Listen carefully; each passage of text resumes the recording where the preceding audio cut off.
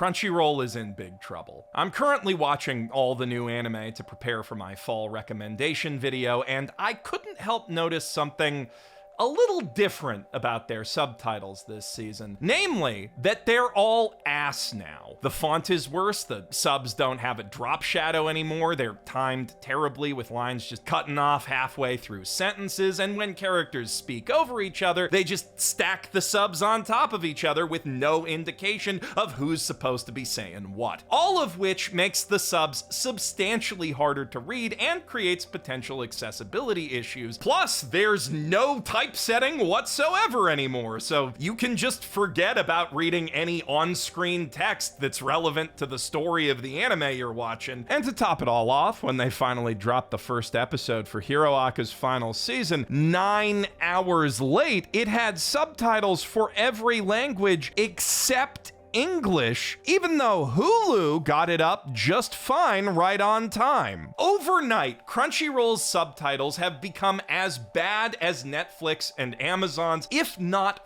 worse, which is pathetic when their one job as a platform is to be the best place to watch specifically anime. While there are still services like HiDive and Ocean Vale offering more limited typesetting, Crunchyroll, who were the best at it until literally last month, have seemingly abandoned it altogether. According to as yet unconfirmed rumors, the cause of this seems to be Crunchyroll forcing their entire localization team to switch to this new software called Una, which integrates streamlined subtitling tools into a team management chat system similar to Slack. Also, there's some AI crap in there, because of course there is, although apparently that is through third-party extensions, not built into the app itself, and sources within Crunchyroll have confirmed that they're not using AI in subtitling at all for now. There has also been some hay made about how Una's based out of Tel Aviv, though this video is mainly going to focus on how watching anime is getting worse, because that's my wheelhouse. To my knowledge, no one who works there has openly supported the atrocities, but I completely understand if you want to draw the line there anyway. Although, if you do, you might have more subscriptions to cancel than you realize. Una is an all-in-one enterprise solution designed to be the, quote,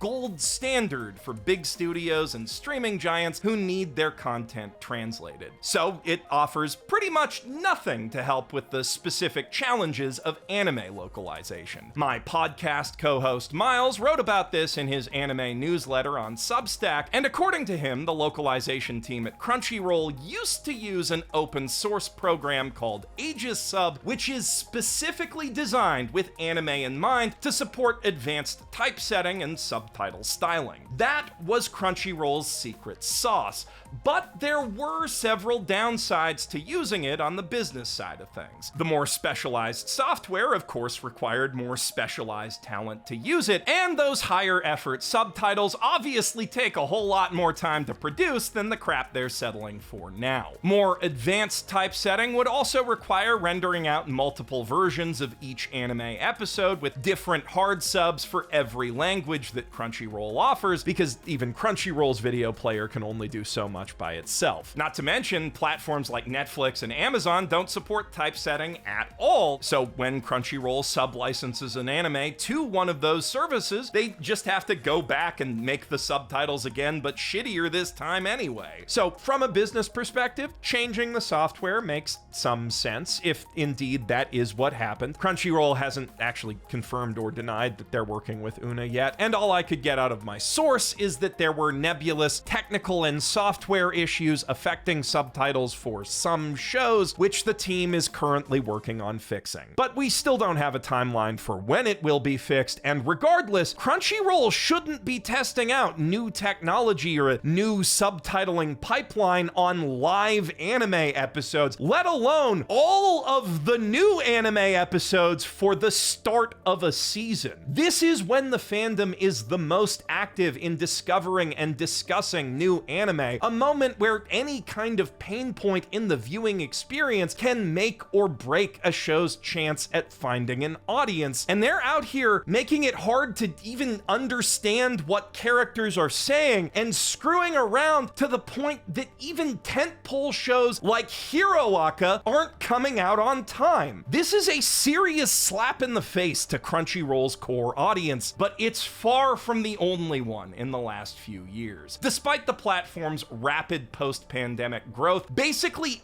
every change that they've made lately has been for the worse. This all really comes back to Crunchyroll's merger with Funimation, which a lot of people thought at the time would mean Crunchyroll just taking over Funimation's licenses and continuing to operate as they had been. After all, they kept the much more successful Crunchyroll branding, and it would be very obviously silly to put the people who made Funimation now, a broken dogshit service that most people only sub to when they had a really good exclusive for the season, in charge of the very platform that ate their entire lunch and forced them to be bought out by Sony. But the thing about Japanese megacorporations is that seniority is everything. And Funimation's people had been part of Sony longer than Crunchyroll's, so when the time came to eliminate redundancies, it was the real anime fans who knew what they were doing who got the axe, while Funimation and Sony execs took over. And since then, Crunchyroll has gone through several more waves of layoffs, each one purging the company of more and more of the people who actually gave a shit about anime, the anime community, and the anime viewing experience. The first real sign of this change was the degradation of the Crunchyroll store, which almost immediately started having the exact same problems that the Funimation store used to have, with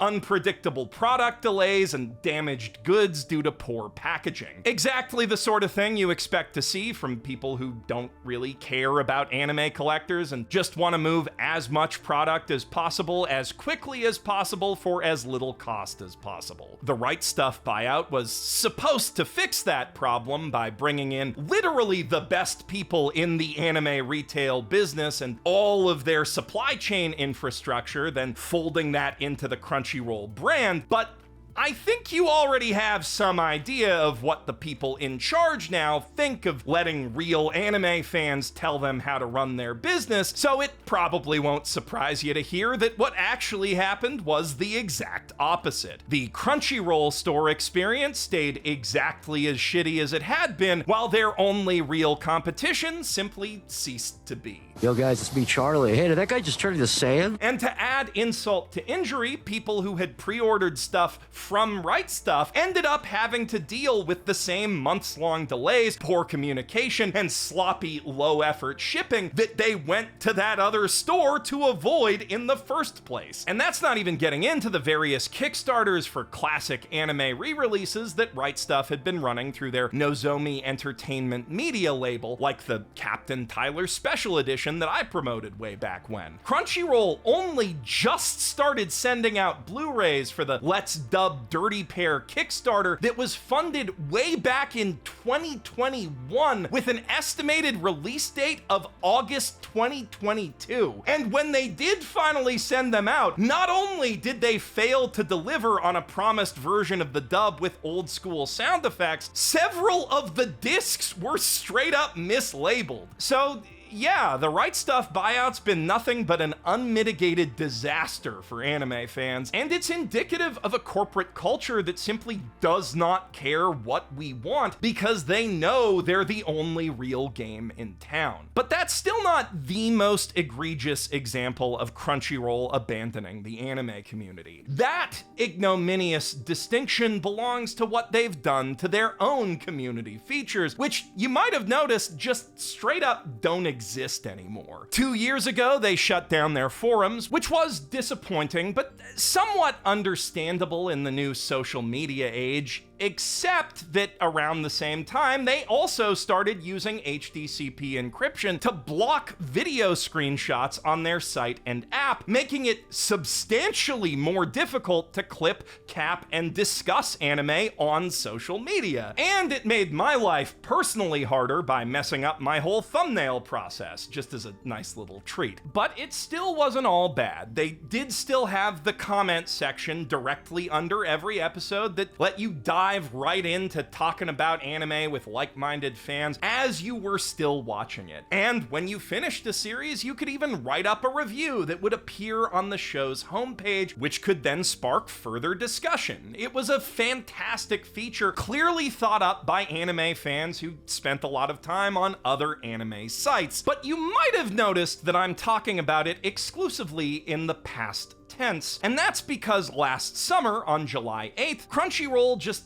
up and deleted the whole thing without any notice, not even giving those fan reviewers a chance to back their work up elsewhere. One day, comments were on, the next, they were gone, and the reason I know what specific day it is because it was kind of my fault. Not on purpose, to be clear. It was the last outcome I wanted to see, but 2 days prior to all the comments and reviews going away, I did make a tweet about some homophobic weirdos who were going around review bombing literally every Yaoi and Yuri series on the platform. I wasn't really trying to start a controversy, and I didn't even put any blame on Crunchyroll for it happening. I was just pointing out weird, toxic behavior from culture warrior tourists trying to gatekeep queer genres that have been part of anime and anime fandom in Japan and abroad since before they were even born. Fake anime fans using our hobby to push their political agenda are a much bigger problem than any one anime website, but the tweet did undeniably put some indirect pressure on Crunchyroll to maybe start moderating comments and reviews a little more. Like,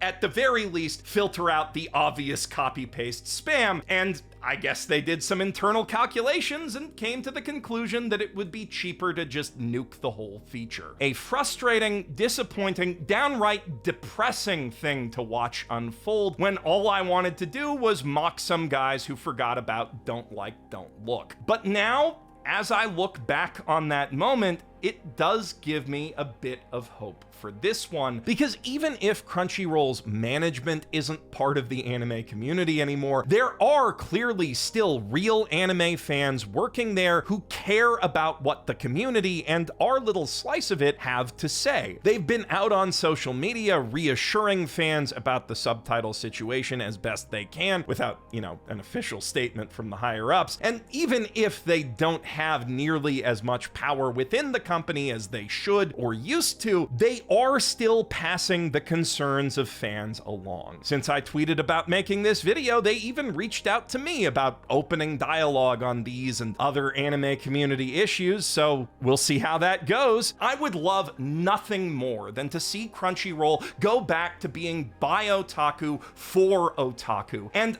I honestly think that that would be the best for the long-term sustainability of their brand, but honestly, I don't even know if that's possible anymore, so I'd settle for them just not actively making the experience worse for their most hardcore users. Crunchyroll may be huge now thanks to the COVID weeb boom, but without their core audience, they are still a tiny ass fish in the streaming ocean, and if all of the reasons to watch anime through them instead of Netflix or some less official channels go away, Sony's new golden goose could give up the ghost before they know it. And I don't want to see that happen because I still think Crunchyroll provides a net positive to anime fans by making sure damn near every show gets translated. Even if you're watching on pirate sites, you're still watching Crunchyroll subtitles, and you'll probably notice the drop in quality there too. Now, if you'll excuse me, I've got some poorly subtitled anime to watch and recommendations to write, plus